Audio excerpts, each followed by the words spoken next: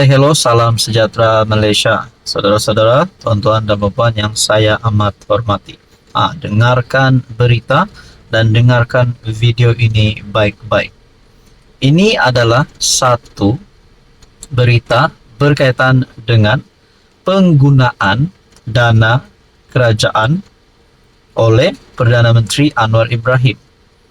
Mungkin ada persoalan dan timbul pertanyaan di kalangan rakyat Malaysia.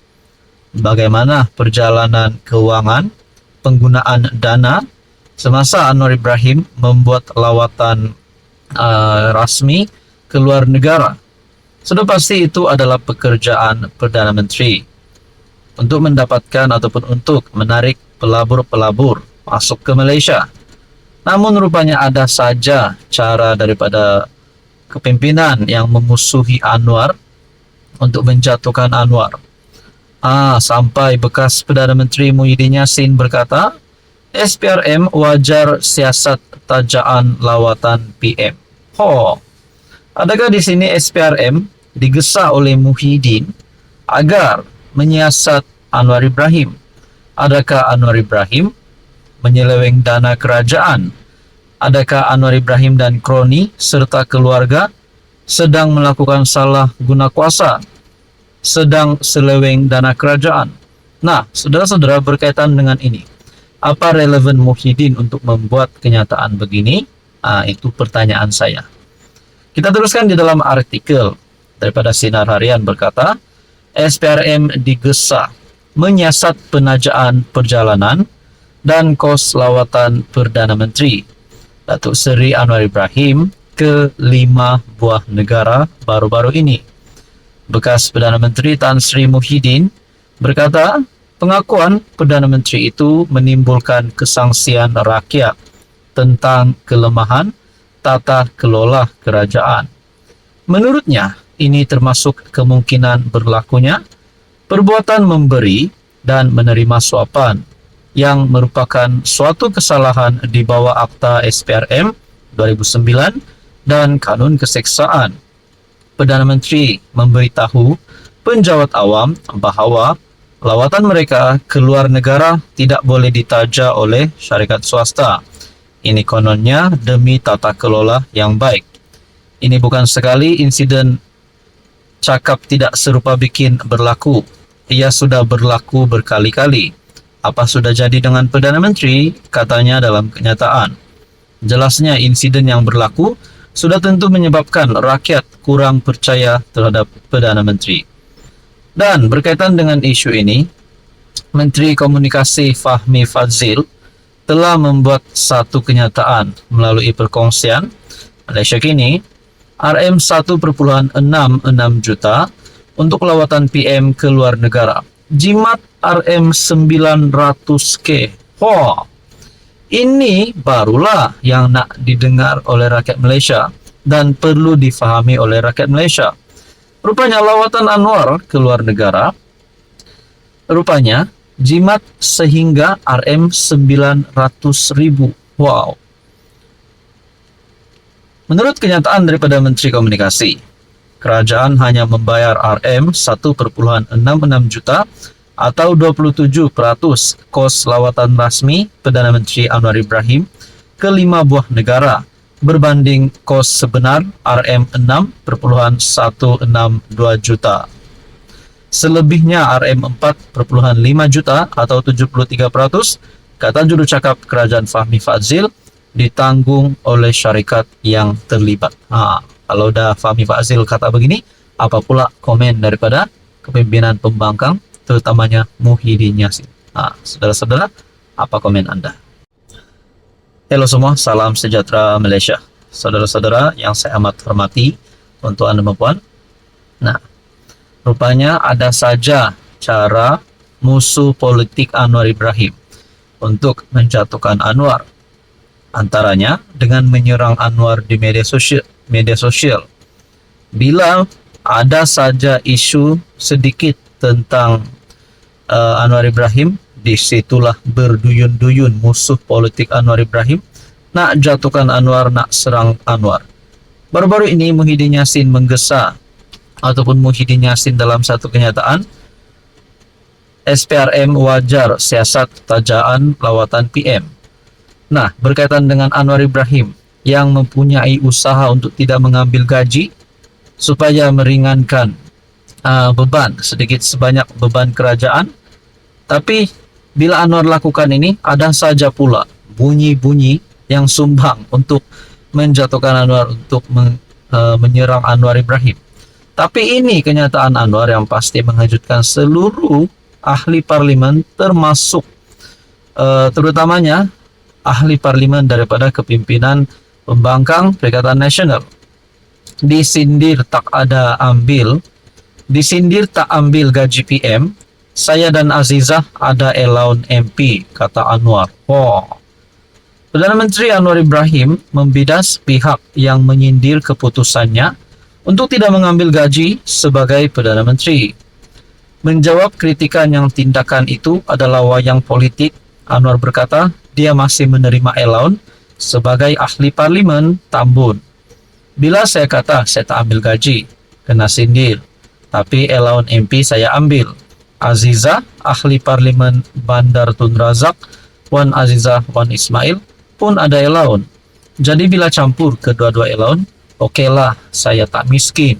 Katanya ketika berucap di acara sambutan ulang tahun Kerajaan Madani di Pusat Convention KLCC hari ini bertarik 23 November. Ketika sidang media pertamanya sebagai PM pada 24 November 2022, Anwar berkata dia tidak akan mengambil gaji bagi jawatan Perdana Menteri dan Menteri Keuangan sebagai langkah pertama untuk meraih keyakinan rakyat terhadap kepimpinannya. Hari ini Anwar tidak mendedahkan jumlah allowance yang diterima.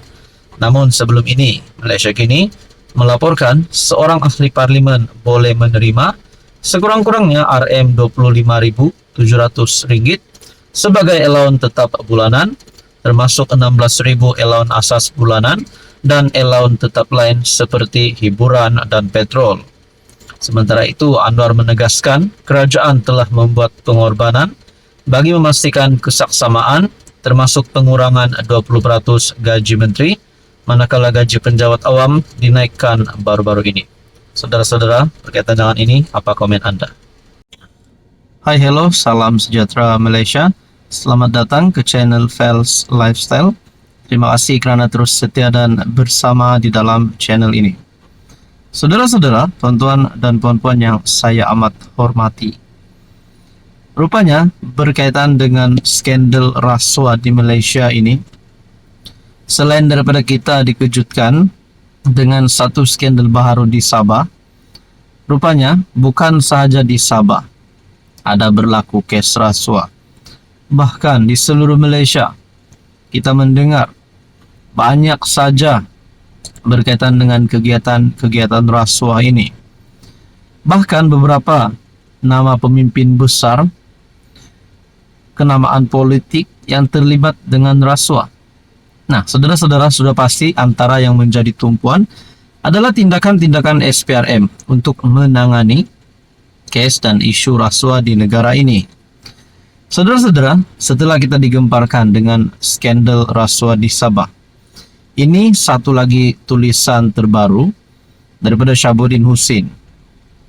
Sebelum isu rasuah yang melibatkan beberapa adun di Sabah menjadi sensasi berita, ada dua isu lain yang turut melibatkan SPRM lebih dulu mengambil tempat dalam perhatian ramai. Soalan kepada SPRM, apa cerita kes Safe House? Sebelum ini, kita juga dikejutkan dengan satu kes yang berkaitan dengan Safe House. Ada serbuan yang dilakukan dan juga melibatkan beberapa nama besar. Saudara-saudara yang saya amat hormati, di dalam tulisan daripada Syabuddin Husin, dua isu berkenaan ialah, pertama, berkaitan Fashion Valet yang mengalami kerugian sebanyak RM43.9 juta setelah menerima pelaburan daripada Khazanah serta PNB. Dan kedua, skandal pasir di Selangor yang membawa kepada serbuan beberapa safe house di sekitar Lembah Kelang. Dilaporkan berjumlah Rm 5 juta uang tunai ditemui dalam serbuan di rumah safe house dan kemudian dalam 2 lagi safe house yang diserbu SPRM. Sejumlah lebih Rm 300.000 lagi turut ditemui.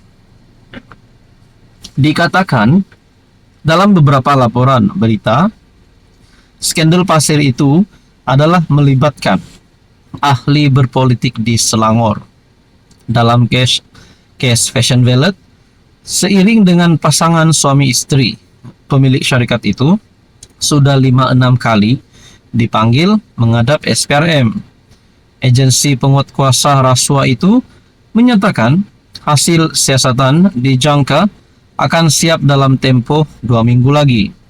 Maknanya, tidak lama lagi kita akan mengetahui sama ada kes akan dibawa ke mahkamah atau sebaliknya.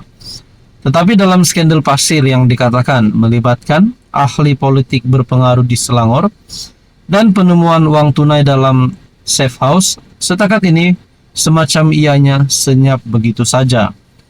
Tiada lagi apa-apa perkembangan kedengaran daripada pihak SPRM. Kenapa tiada perkembangan susulan?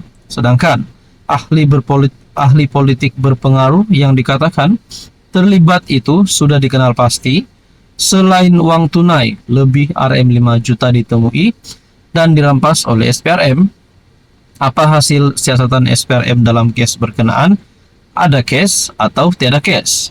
Bila hasil siasatan mahu diangkat ke pejabat peguam negara. Sementara SPRM mula sibuk menyiasat dan sehingga kini dilaporkan telah mengambil keterangan 5 adun Sabah berkaitan dakwaan rasuah yang ditimbulkan oleh seorang pemberi maklumat dalam proyek mineral di negeri Sabah. Diharap kes skandal pasir di mana lebih Rm 5 juta uang tunai ditemui dalam safe house sebelum ini tidak pula dilupakan begitu saja. Rakyat sedang memerhati dan tidak sabar menunggu perkembangan seterusnya. Betul, bukan saja seluruh Malaysia, bahkan skandal rasuah di Sabah juga rakyat Sabah menantikan apa perkembangan seterusnya. SPRM harus tampil dan mendedahkan hasil siasatan mereka berkaitan proyek pasir dan penemuan uang tunai dalam safe house yang lebih dulu diperkatakan ramai sebelum timbulnya isu rasuah melibatkan adun-adun Sabah. Rakyat menantikan keputusan terkini, adakah siapa bersalah, identiti yang perlu didedahkan, dan kalau ada tangkapan berlaku, dan kalau ada tindakan undang-undang yang berlaku. Kita nantikan saja.